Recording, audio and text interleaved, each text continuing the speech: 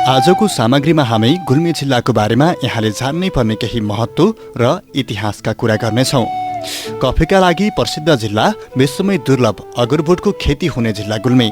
आज हामी जिल्लाको भौगोलिक अवस्था, जिल्लाको नामकरण, परिचय, धार्मिक दार्शनिक स्थल, जिल्लाका स्थानीय निकायहरू, नदीनाला लगायत अन्य विषयमा पनि केही संक्षिप्त चर्चा गर्नेछौँ। आजको सामग्रीको सुरुवात जिल्लाको सामान्य परिचयबाट गरौँ।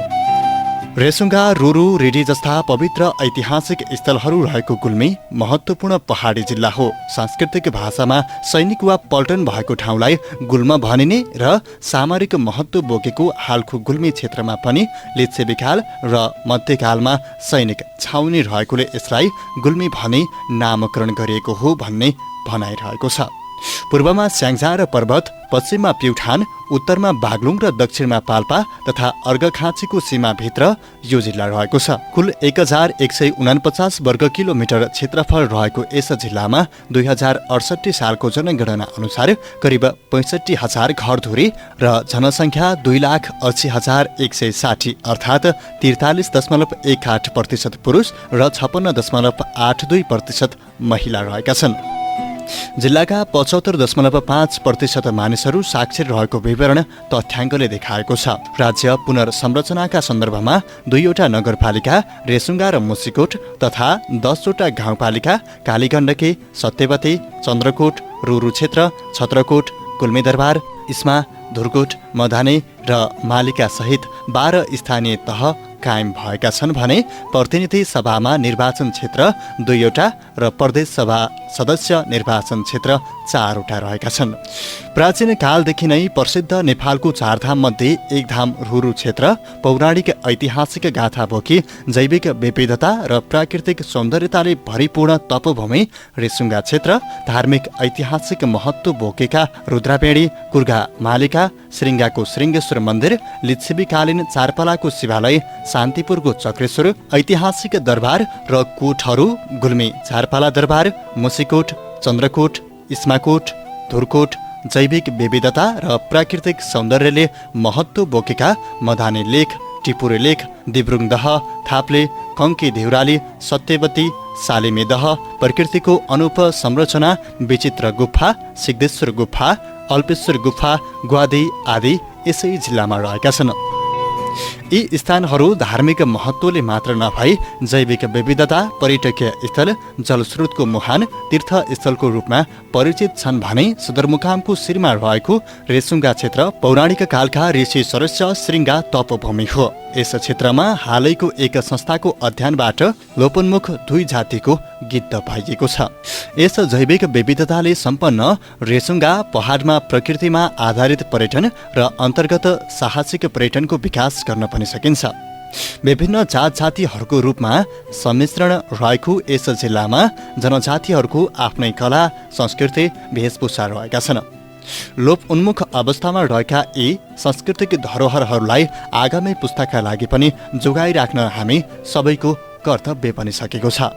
यहाँका प्रमुख जातिहरूमा ब्राह्मण, क्षेत्री, मगर, नेवार आदि पर्दछन्।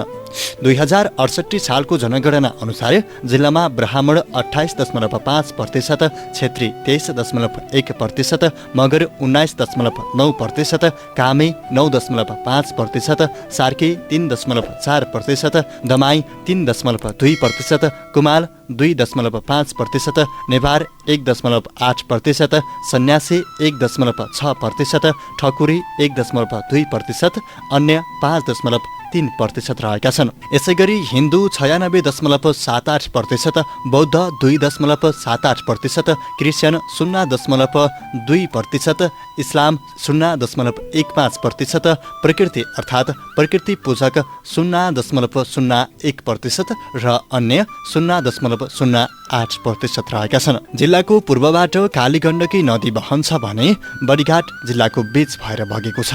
यसका साथै निस्ती, छल्दीपनह लगायतका खोलाहरू पनि यहाँ रहेका छन्। जिल्लाको मुख्य पेशा कृषि रहेको र कृषियोग्य जमिनको उपलब्धता 68.57% रहेको छ भने सरकारी सेवामा पनि गुल्मीबाट उल्लेखनीय उपस्थिति रहेको देखिन्छ। जिल्लाका प्रमुख बालीहरूमा धान, मकै, गहुँ, कोदो आदि हुन्।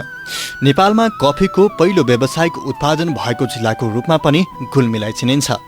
भारतीय तथा ब्रिटिस सेनामा लाहुरे हुने तथा वैदेशिक रोजगारीमा जानेको सङ्ख्या पनि गुल्मीमा उत्तिकै रहेको पाइन्छ।